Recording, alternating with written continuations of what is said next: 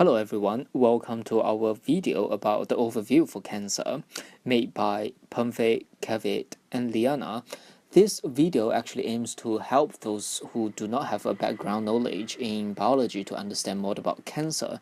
So we are going to use really simple words to explain how cancer happens, what exactly is cancer, and what are the common treatments available to manage cancer.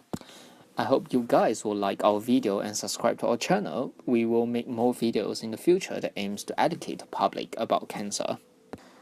Okay, first of all, let's start with some very unfortunate statistics. In the UK, there are nearly 1,000 cancer cases diagnosed every day, which means that in every 2 minutes, someone in the UK is diagnosed with cancer. And when we compare the number of cancer diagnoses in the UK between male and female, we can see that there are slightly more males that are diagnosed with cancer than female. And when we look at the age in which cancers are diagnosed, more than 50% of all cancer cases in the UK each year are diagnosed in people aged 70 and above. I know this is rather unfortunate, isn't it? Okay, next, let's talk about how cancer happens in a person. We know that our body is made up of trillions of human cells, and these cells usually will grow and divide in a very orderly manner to form new cells. So when normal human cells grow old or become damaged, they will be replaced by new cells in our body. But when we look at cancer cases, we realize that cancer arises from cancer cells, which are cells that have lost the control to grow and divide in this orderly manner. There is actually a limitless division, which means that these cancer cells can survive when they should die, and they can form new cells when our body actually do not need any new cells. And when we talk about cancer, it is really important to understand that cancer is actually a collective term to describe over 200 related diseases in which the cancer cells in the patient's body starts to divide continuously and begin to spread into surrounding tissues and other parts of the body. Cancer can happen anywhere in our body, and the most common type of cancer in the UK are bowel cancer, breast cancer, prostate cancer, and lung cancer. Together, these four types of cancer accounted for over half of new cancer cases diagnosed in the UK every year. For many types of cancer, they will form masses of tissues that we call tumors. Often, these tumors are presented as lumps in our body. We can actually feel them just by touching. For example, in breast cancer, which is the most common form of cancer in women, one of the warning signs is formation of lumps near the breast area or the armpit area. Meanwhile, other tumors can grow inside the body. We can't really feel them, but often these tumors can affect normal body functions. For example, prostate cancer, which is the most common cancer in men, they can actually result in a reduced urine flow. When we look at this diagram here, we can see that the prostate tissues lies very near to the tube here, and this is the tube that carries urine. If one has tumor at his prostate, the tumor can compress on this tube, and this will result in a reduced urine flow. However, not all tumors are cancerous. When we talk about cancer, we are actually specifically talking about malignant tumors, which means that these cancer cells can spread and invade nearby tissues or travel to other places in the body.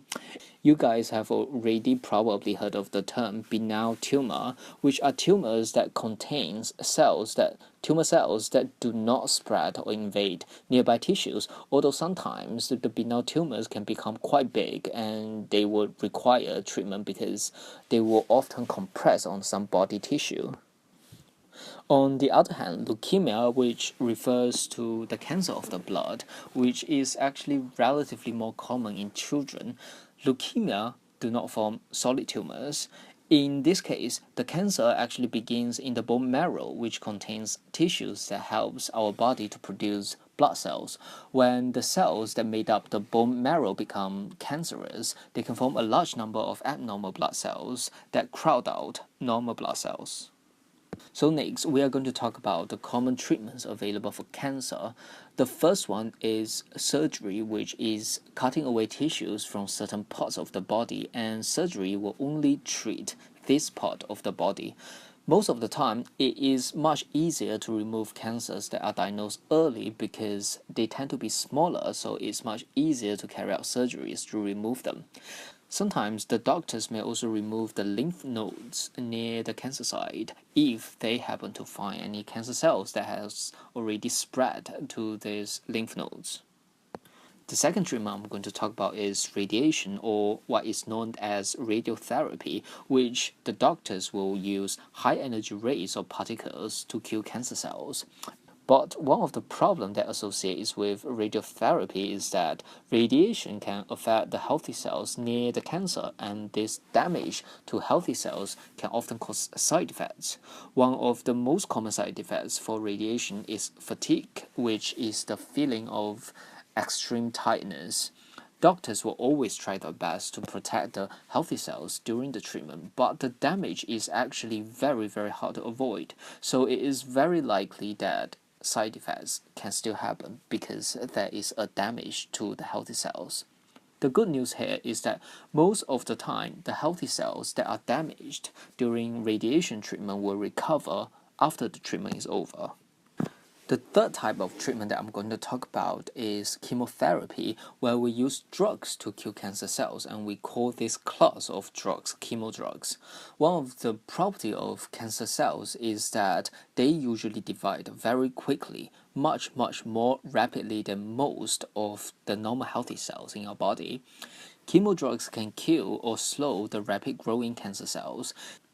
The chemodrugs are often administered orally by taking pills or by injecting the drug directly into the body.